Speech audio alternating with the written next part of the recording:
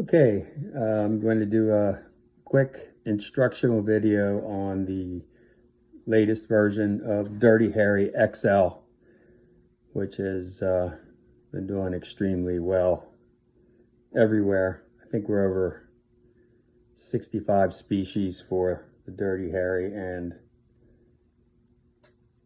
the Classic and the XL, trust me, is worth a little bit of extra work for those of you who like to tie.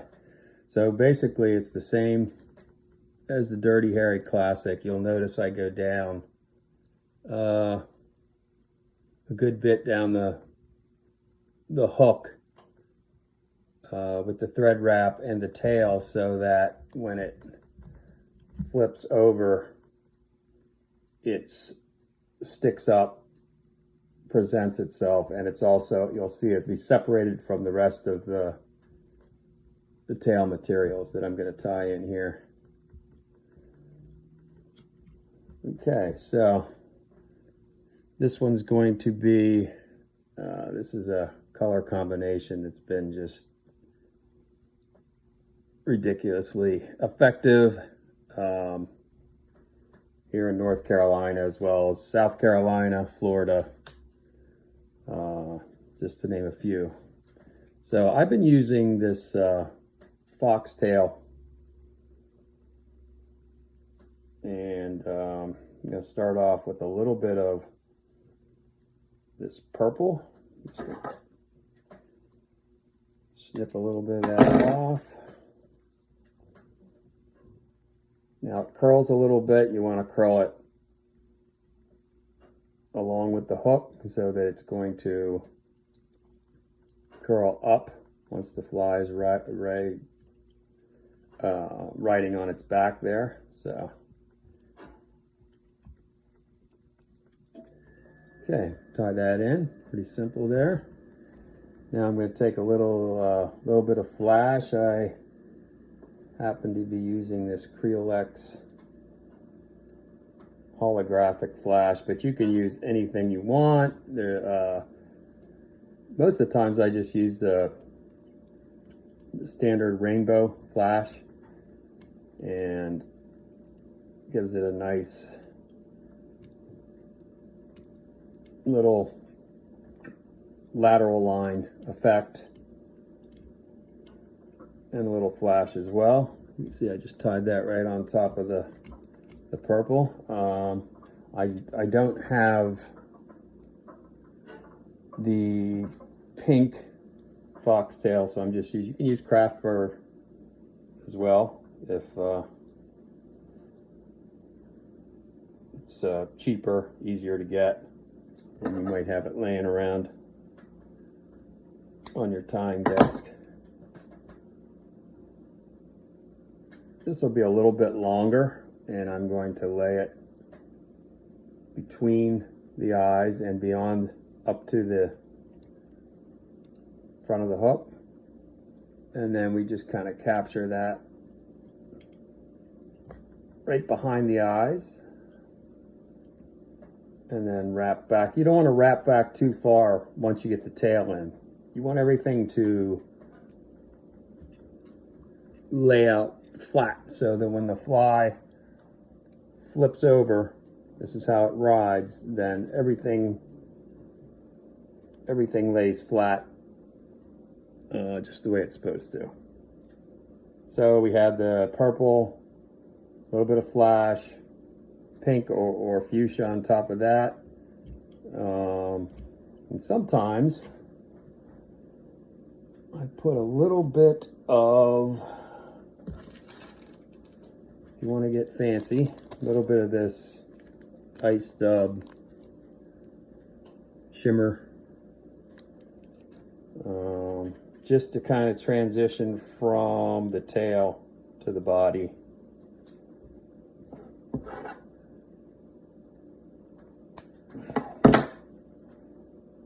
So I'm going to lay this.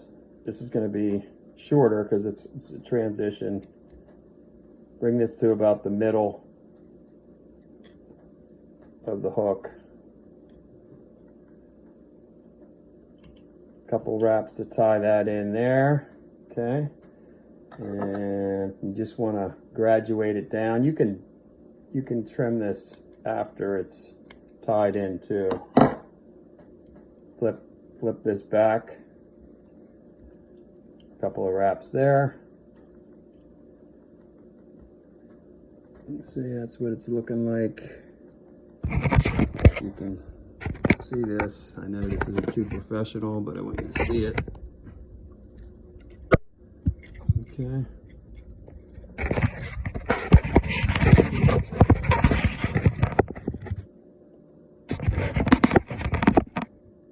All right, now we're going to,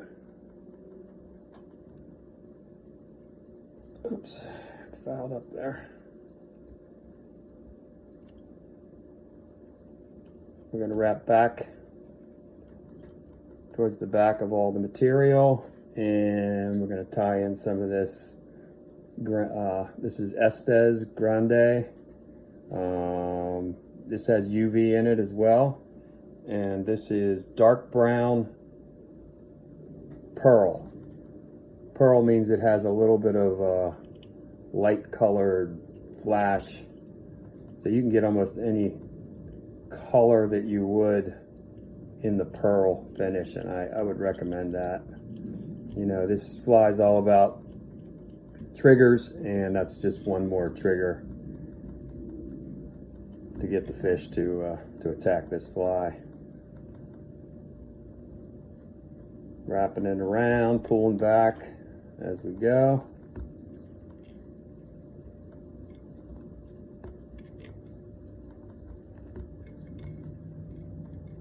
Feel free, you know, you can tie this in many different color combinations. I'll do purple and orange. I'll do natural colors, chartreuse and white. You know, whatever you think is going to work in your waters. But this color combination right here is what works here in the Outer Banks, and I think most waters where redfish live, and trout, flounder. Just going to tie this in.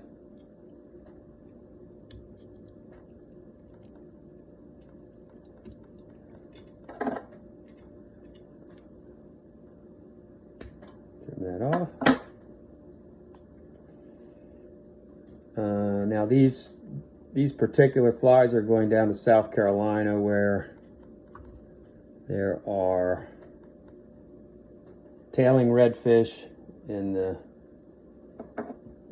high grass, and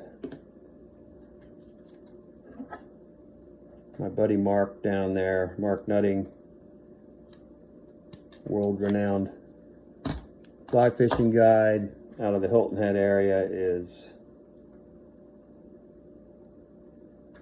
going to use these, and he's going to be fishing in high grass for tailing reds. So we need to be weedless. I'm sure there's many, make it weedless any way you want. This is how he taught me. It's actually just getting a piece of hard mono, 20 pound or 25 pound, crimp it in half, put your thread about right in the middle of the head in front of the eyes, and then you want this guard to go forward towards the fish, towards the rod, stripping towards the rod. So you just kind of capture that in, go around the front, and you can manipulate this once you get it tied in. I'll just grab these pliers, pull that tight, and you'll be able to see that we got a little V going on there, and we're going to trim that. Okay.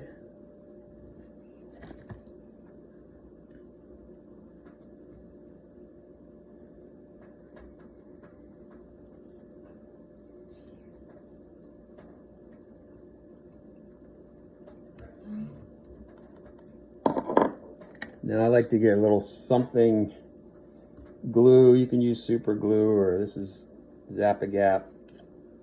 Just get it right there where that mono meets the... Oh, pizza's ready. Where the mono meets the hook there, and that's going to kind of help lock it into place, keep it in that forward position.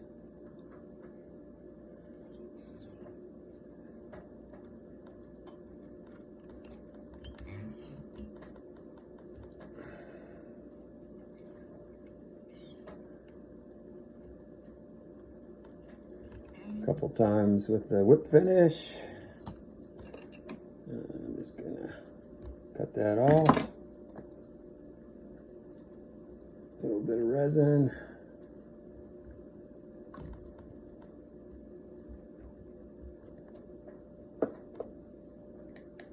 Hit that with the UV light.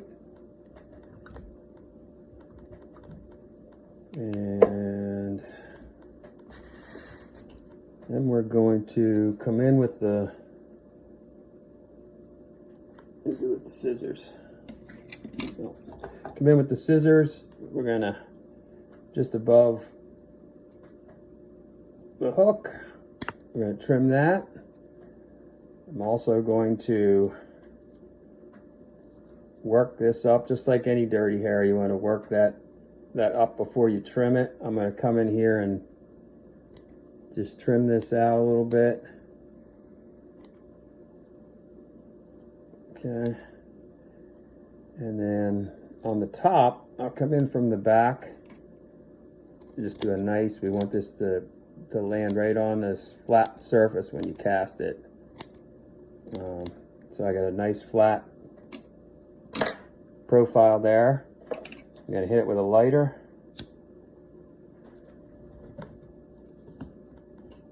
And then I just press that down on a flat surface and it kind of burns it nice and flat.